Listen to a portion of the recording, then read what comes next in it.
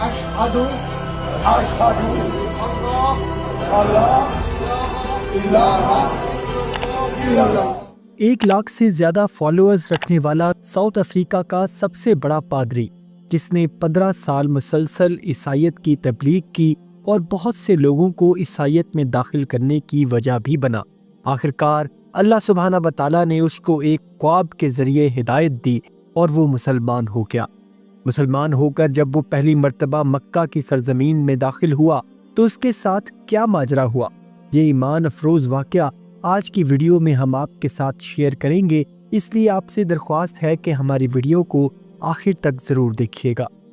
नाज़रीन, इनका नाम इब्राहिम रिचमंड है, जो 15 साल साउथ अफ्रीका के सबसे बड़े चर्च क्वारंटाइन में पादरी रहे और साउथ अफ्रीका कांग्रेगेशन के सरबराह भी रहे। और अपने 15 साला पादरी के करियर में उनके 1 लाख से ज़्यादा फॉलोअर्स थे, जो इब्राहिम रिचमंड को अपना स्पिरिचुअल लीडर या गुरु मानते थे। इब्राहिम रिचमंड का कहना है कि एक रात वो बड़ी ही गहरी नींद में अपने ही चर्च के अंदर सो रहे थे, जो एक छोटा सा कमरा था।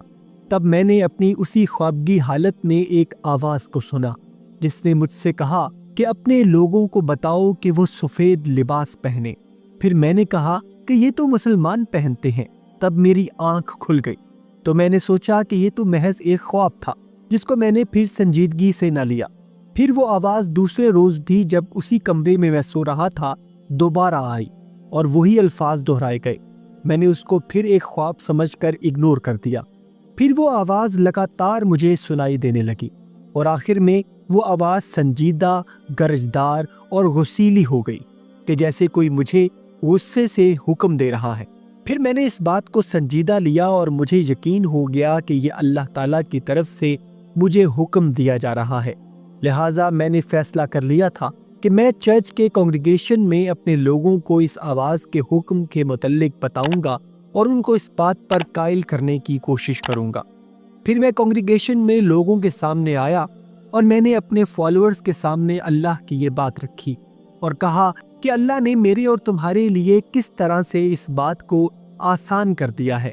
लोगों ने मुझ पर यकीन किया और मेरी बात को मान लिया।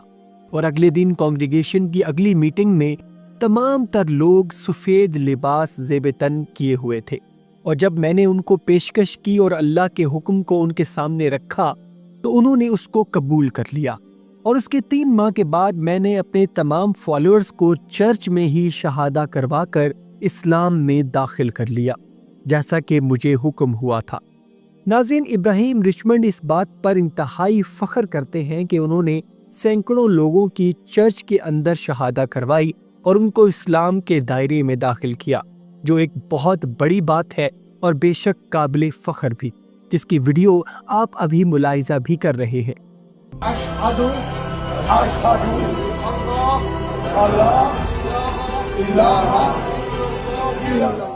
इब्राहिम रिचमंड कहते हैं कि वो और उनके तमाम तर लोग शहादा पढ़कर इस्लाम में दाखिल होकर बहुत खुश हैं। इसके बाद कुछ मुसलमान भाई हमसे मिलने आए और उन्होंने मुझसे कहा कि आप हज के सफ़र पर रवाना हो रहे हैं, और उनकी बात सुनकर मैं अपने जज्बात पर काबू न रख सका और मेरी आंखों से आंसू रवा हो गए कि मैं कैसे अल्लाह की बारगाह में हाजिर हूँगा।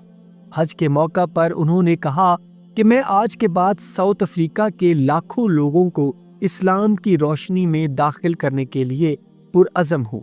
और जब मैंने मक्का की सरजमीन को छुआ तो मेरे अंदर ऐसी कैफियत पैदा हुई कि जो मैं बयान नहीं कर सकता। और इंशाअल्लाह मेरी दुआ और कोशिश है कि साउथ अफ्रीका का हर शख्स इस पाक सरजमीन को आकर छुए। और फिर उन्होंने गारे हिरा के पहाड़ पर चढ़ने की ख्वाहिश का इजहार किया और गारे हिरा पर पहुंचकर उन्होंने अल्लाह के पाक कलाम को सुना।